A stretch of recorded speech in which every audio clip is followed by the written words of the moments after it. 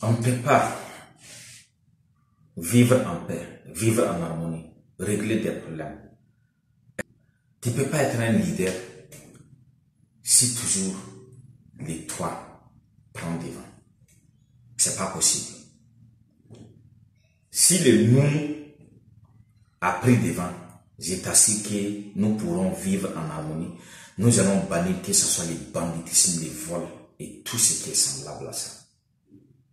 Mais tant que nous continuons à penser à nous, au moins, il serait difficile que nous puissions bannir une certaine chose et les problèmes vont continuer à surgir du jour au lendemain, quel que soit le nombre de livres, les formations que nous avons participé.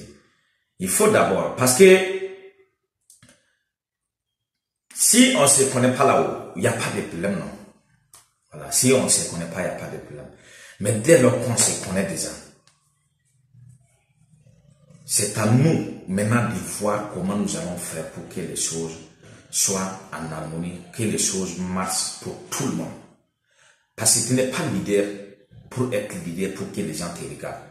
Tu n'es pas chef de famille pour être là-bas pour que les gens voient que tu es le chef de famille. Tu es là pour jouer ton rôle. Tu es là pour inspirer ta famille, pour être un exemple. Pour non seulement tes enfants, ta femme, et également tes voisins peut-être qui vont s'inspirer de toi pour que tout change. Tout ça ne peut se faire lorsqu'on pense à moi. Non. Mais on pense à nous. Il faut qu'on s'assoie. Le fait que tu sais que ce que tu devais faire, tu n'as pas fait. Toi, en tant que chef d'entreprise, en tant que chef de famille, tu sais qu'il y a quelque chose que tu dois faire que tu n'as pas fait. Tu sais que la fin du mois a débordé, tu dois payer. Appelle les gars, explique-les avant. Mais comme tu sais que personne ne dit rien, c'est toi qui diriges ici. Quand tu parles, tu disparais. Ou bien c'est les chefs de famille. Quand tu décoires, tu auras chaud. Tu gères. Chacun reste avec ses problèmes. Personne ne vient t'expliquer.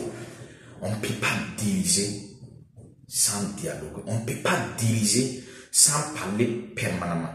On ne peut pas diriger sans être un bon psychologue. Que lorsque tu vois qu'il y a un petit gangrène, tu appelles la personne pour discuter, voir quel est le problème. Est-ce que le plus souvent même, on se met à la place de nos subordonnés pour voir qu'est-ce que ça fait. Il faut se mettre à la place souvent de vos subordonnés pour voir. Mets-toi à la place de l'autre qui n'est pas à ta place pour comprendre comment on peut vivre ça. C'est sûr que toi également, on ne t'a pas pris du point A pour venir déposer au point B. C'était des étapes. Sûrement et certainement, ce que l'autre vit aujourd'hui, toi aussi tu l'aurais vécu. Et tu fais semblant de ne pas comprendre combien souvent ça dérange, ça fait mal. Le jour maintenant que ça casse, ça s'explose, tu veux maintenant faire des vidéos pour expliquer. Tu veux maintenant en parler aux gens. Non. Déjà, en tant que chef d'équipe, en tant que manager, en tant que chef d'entreprise, en tant que chef de famille, tout leader, pour vivre en harmonie, pour vivre en paix, pour ne pas être braqué, voir autre chose, il faut absolument que nous pensions à nous permanemment à chaque fois. Nous devons penser à nous permanemment. Et si on voit la situation, on doit toujours voir les nous. Qu'est-ce qu'on fait de nous? Mais si tu n'as pas compris ça et que c'est ce qui est de toi là seulement que tu vois, un jour, tu vas comprendre que c'est pas comme ça que ça marche, que c'est pas comme ça que ça devrait marcher. Ça ne devait pas être comme ça serait trop tard. Quelle que soit ton intelligence. C'est vrai. On peut être bien souvent et gérer même plus que ce que je suis en train de dire. Et malgré ça, avoir des malhonnêtes. Mais vous savez bien avec moi que la plupart des cas, c'est le moi qui est devant, non pas le nous. Mettons le nous devant.